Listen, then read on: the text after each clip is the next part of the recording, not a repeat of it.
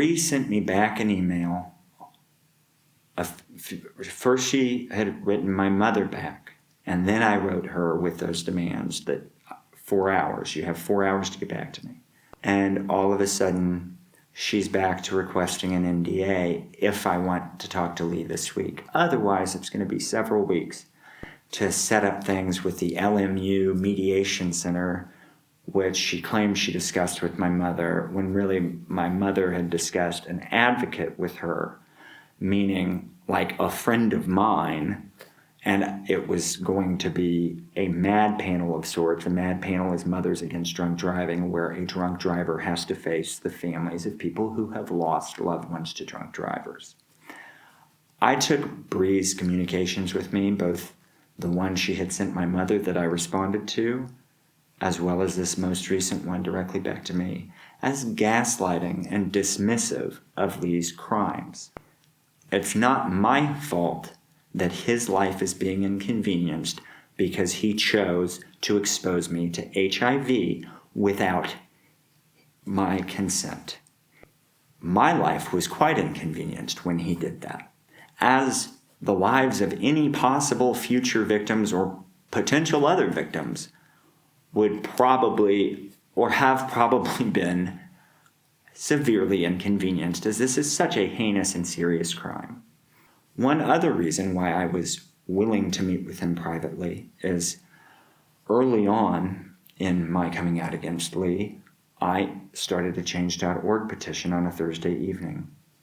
By Friday morning, my email had been hacked and a tracker had been put so that any keystroke I made to change my passwords would send an alert to someone, I don't know who. I don't know that it was Lee that did this, but the timing was scary. It was also scary for people I know to be Lee's friends, such as John and Hillary Shepard, to start following me on social media, then unfollowing me. It was also scary for people high up in the screenwriting industry with Final Draft, whom Lee has a strong association with, to start lurking on my social media as well. My IMDb Pro page and my Mandy.com page have never had this much activity in 10 years, and in fact haven't been active for 6 or 7 years, yet apparently I'm very in demand and my star meter jumped up quite a bit. So these levels of veiled harassment were also quite bothersome. But what is just unconscionable, and what I will not back down from, is the fact that Lee and his attorneys apparently find it okay to try to leverage my brother's death and the nature of it, as well as my uncle's death, in order to try to get me to sign an NDA I had already made it clear I would never sign. I was willing to speak with Lee privately because I did not want to call undue attention to things. I have tried every step of the way since he exposed me in 2017 to be as gentle and discreet as possible. But at the end of the day, a sexual predator is a sexual predator. And at the end of the day, I will not be his victim anymore. And at the end of the day, anyone who would perform such ghoulish behavior as to say, oh, we know you have a family tragedy this week, and so if you want to not have that extra sting wrenched into you, you got to sign the NDA, otherwise we're going to drag this out for weeks.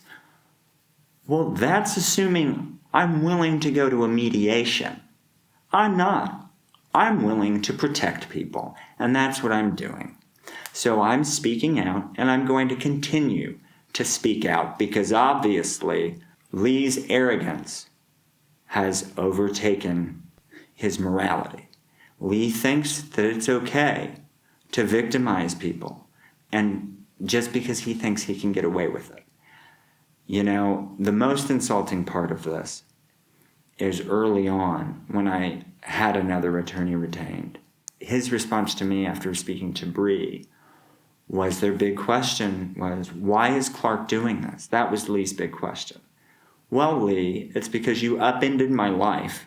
You exposed me to a deadly disease that you know that the medication for would make me gravely ill.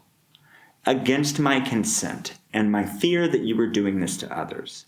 It was the fact that I had found out you had befriended someone that I knew very tertiarily from improv classes. That, like, I took 2 improv classes with a guy 5 years apart. You know, and I don't want to interfere in that guy's life. I don't want to speak his name publicly. I don't want to even contact him. But I will now. And I will contact whoever the fuck I please. Because at the end of the day, Lee, shouldn't someone who I haven't taken 2 improv classes be warned that they have a sexual predator in their midst who has absolutely no compunction about preying upon their friends, their long-time, 3.5-year-long friends? Please, if you're watching this, know the predators who are in your midst. Thank you.